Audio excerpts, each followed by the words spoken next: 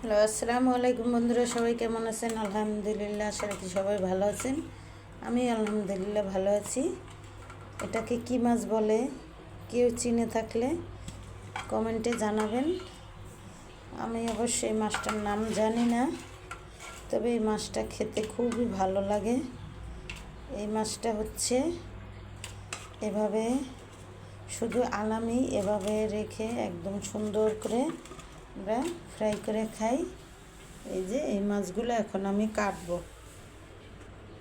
রোজার দিনে এই আমার সাহেব এই সব কাজ করে, আমার জন্য কাজ বাড়াইয়ে রাখে। দেখেন, এই যে এখনই রোজা রেখে মাছ কাটতে ভালো লাগে বলেন, কি আর করব, আনছে যেহেতু কাটতে তো হবেই।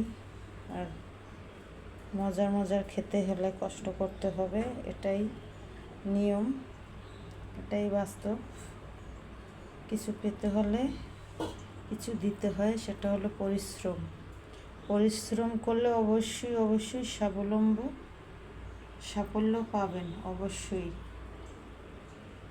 এই যে দেখেন, এই মাছগুলো যদিও কাটবো এখন একটু কষ্ট লাগবে, কিন্তু যখন আমি এটা ফ্রাই করব, খিচুড়ি রান্না করব, যখন খাবো তখন এই সাফল্যটা সফল হবে আর টেস্ট হবে। তো যাই হোক, জীবনে যাই করবেন না কেন পরিশ্রম করতে হবে, প্রচুর পরিশ্রম করতে হবে। পরিশ্রম করলেই সাফল্যতা আসবেই ইনশাআল্লাহ। সবাই ভালো থাকবেন, সুস্থ থাকবেন। আল্লাহ হাফেজ।